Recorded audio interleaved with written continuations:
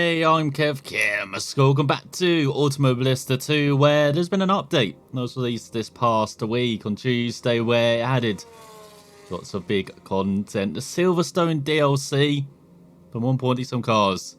As we had the Lotus 49B, we'll see, we had the Brabham added as well from 1970, but we also had the Formula V10 Gen 1, which is either based on a 96 or 97 car. Can't really tell, because from onboard it looks like it's from a 98 car, because it's got, seems like, narrow track rather than the ride track that it had for the 97 car. Then it changed for the 98 cars when Max Mosley decided to try and row in the cars for overtaking, which no one really liked. But it's pre-2000. That's all I can really figure out for these cars. So we've got 20 different liveries we can choose from. As you can see, of course, we've gone for the yellow and blue because for some reason those are my favourite colours. I like the old colourfuls. As you can see, we've got 740 brake horsepower. So compared this to the Gen 2 Formula V10, which has, if we're allowed to click on it, 870 brake horsepower. And as you can see, it weighs about the same. It looks like, except we got traction control, of course, with the V10s when the electronics came back. No electronics on this Gen 1 Formula V10. But we'll also be going around a Silverstone circuit. We've got the modern layout. We've got 2001. We've got 1991 when they start to add in the chicanes and Maggots and Beckett's and Luffield and Bridge.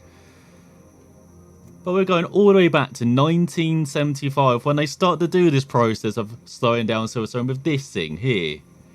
If you can see that, that's the Woodcote corner, but with a chicane there after Shettergate from 1973 at the British Grand Prix. Added that in, and that was a staple of, well, on and off staple for Silverstone's layout until, as you saw, the kind of when they started to really change the circuit. But this is basically the layout that you see in, say, like Grand Prix Legends from 1967, plus the chicane. I wish we had the layout without the chicane, because Woodcote, oh, that was legendary without the chicane, but and is now. So no Maggots and Beckett's, as you can see.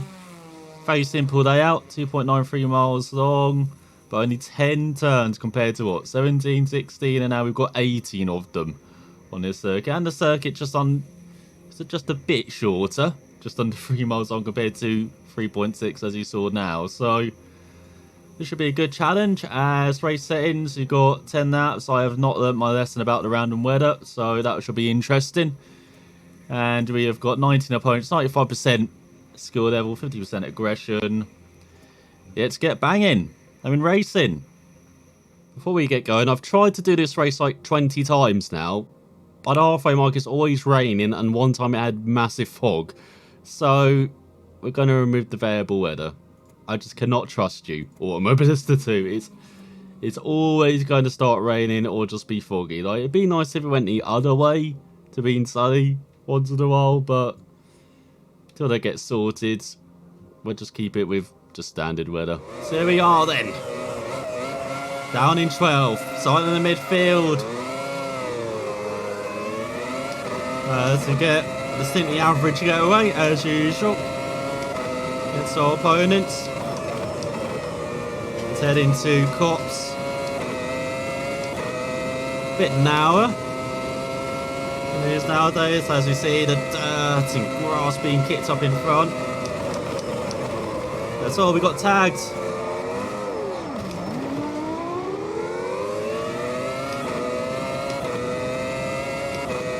Still on 11th though, not bad. Hopefully the car isn't damaged.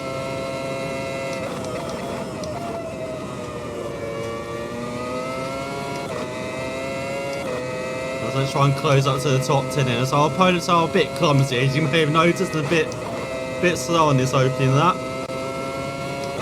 So try and take advantage of that. Be rotten near gearbox by the end of it.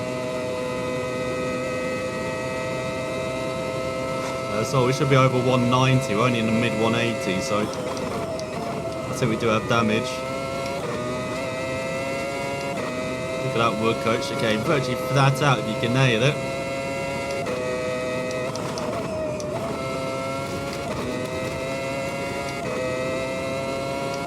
What? Come on! I'm just trying to take down all the bollards. They're made out of like paper. You can see we've got 5 warnings before we're sent to the Tower of London, never to return. So, got to be careful.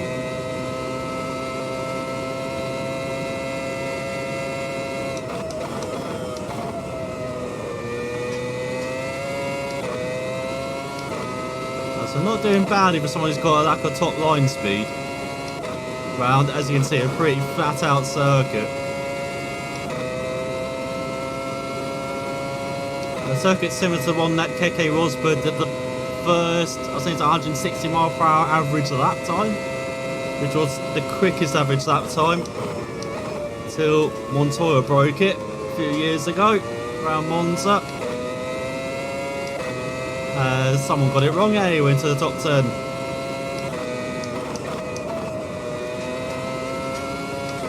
.107.6, that's not bad, as ignore the potential as well in the bottom left. I don't have no idea why that's buggered up so badly. And the handful of laps I did in time trial as practice for this, well, the best time was a mid 102, and that was with a setup, so the potential was totally rubbish. I did a high 109 with no setup, so I wanted to go much quicker than we did in this race.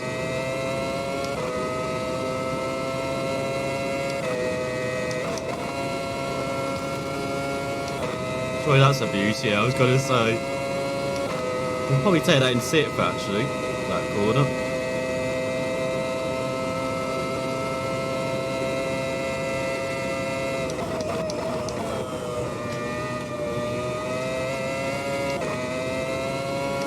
Thought someone else had spun around there.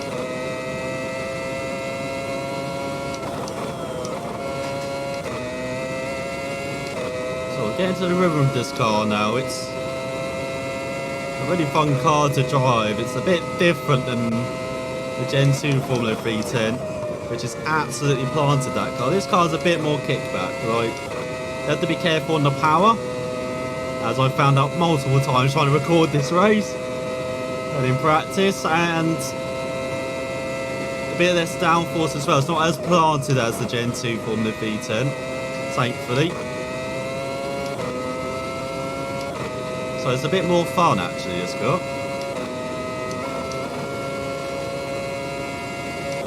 Which I quite love. But this is a fun car to drive from the, like, I guess like 20 laps I've done in it now.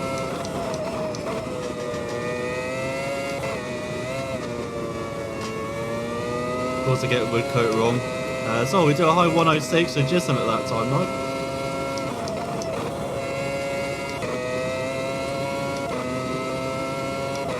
So halfway through the race, I don't know what's happened to the cars behind. Did they just get yeeted out of it?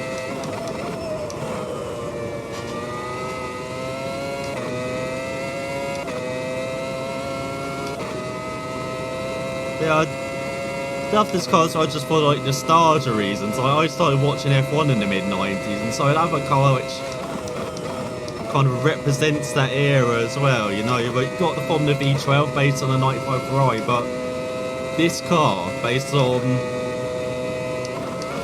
Actually, I'm not sure. I thought it was based on the 96 or 97 car with the slick tyres, but from this view, it seems like we got a narrow track car, which only came in from 98 onwards, when Max started to really tinker with the walls. So there's all someone's messed up in front.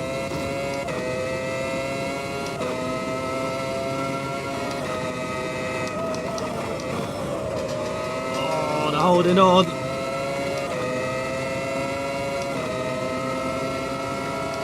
We've got a wonderful tow down the inside.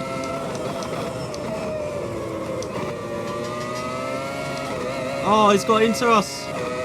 Onto the grass. wonderful toe again.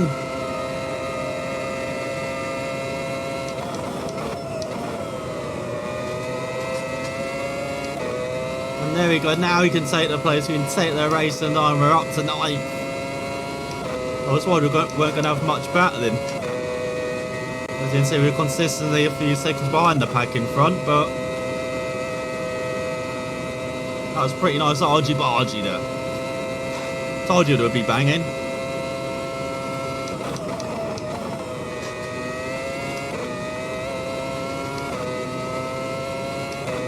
Oh, hello. This potential to be much quicker. We now would go. But yeah, this car, I don't know, it's a mixture of like 96 Williams, like the FW18. Because if you look at kind of the dash, that's what this car is reminiscent of.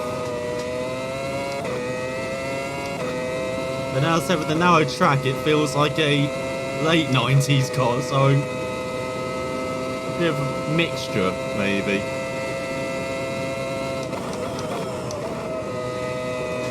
Oh, it's another fantastic addition, and just rounding out that Formula 1 fake car experience that we have in Automobilista and Automobilista 2 as well. They're getting a bit slow in front. I'm back it. Because they have almost virtually every era from the late 60s to modern day now.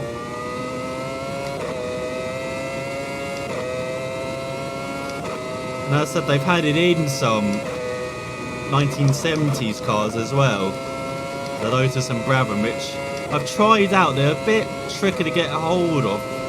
For some reason my clutch wasn't really being ready, because I did try and heel and toe for once. I'm not the best at it, but I thought I'd try the authentic experience. But I think I'll keep the auto clutch for now on. Because again, it's not really feeling my clutch actually on the upshifts. On the downshifts, on the heel and towing, I'm actually okay, but for some reason on the upshifts, not really reading my clutch. Or it's just very slow, so yeah, something to work on. Oh, we can definitely do that in 6th. Come here, points! As in the last couple of laps. And I do love this replication of Silverstone. As I said, the closest I've seen a circuit like this before previously was in Grand Prix Legends. The 67 version with the flat outlook at the end of the lap, which is glorious. In those type of like mid to late 60s cars with no wings. Always a challenge trying to take it as flat out as you could. So we got to battle it. The last lap and a half.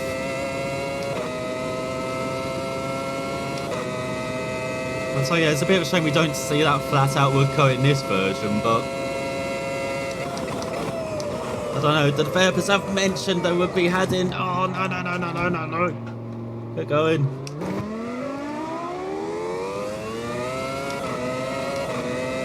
No, outside the top 10. Told you it's a bit more tricky to drive this car. For some reason I'm having that problem with trail braking in this car. Like I'm actually getting off the brake, but it seems to really lock up the rear wheels and holds on. But again, that's probably something I have to do with the setup. Oh my god, we're going to have a last lap the battle here.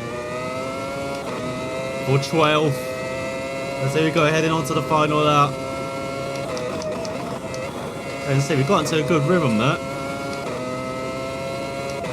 Well, my actual potential, as you can see, is a low 106, which I'm pretty happy with. Considering no setup and the lack of time in this car, I'll take that. Maybe 105s is our actual quickest. Well, let's see if we can close up, get a top 10 here. I have no idea why I lost it as well. You get on traction out the corners, like it's very easy to lose the rear in this car, I'm finding.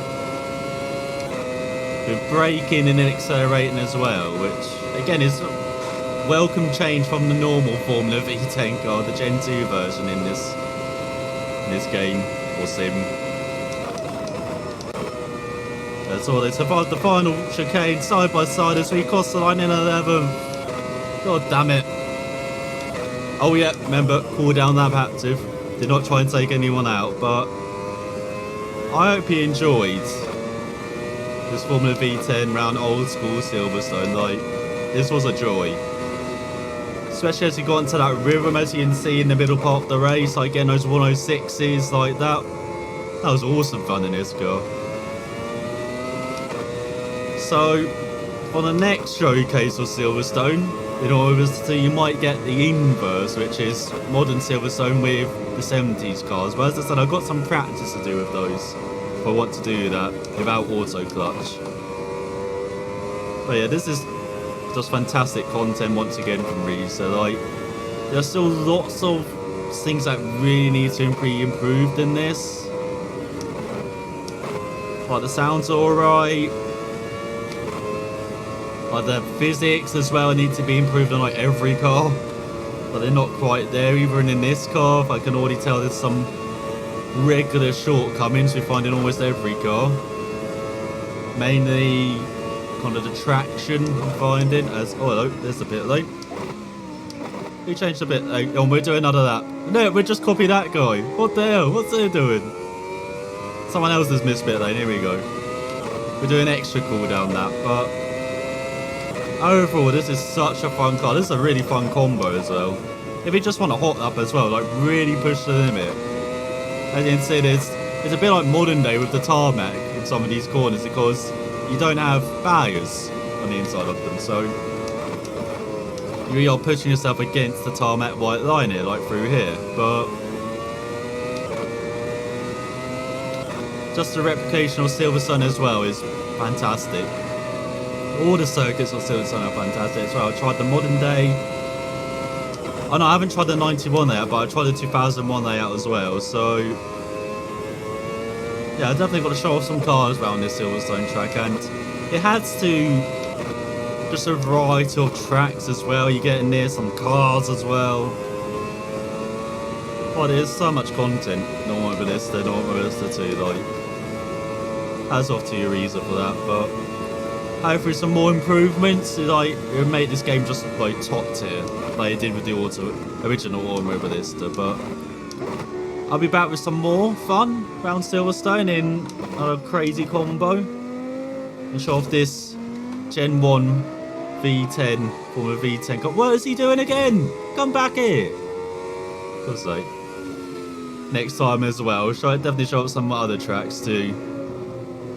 But thanks for watching, and I will see you next time. Now that parking.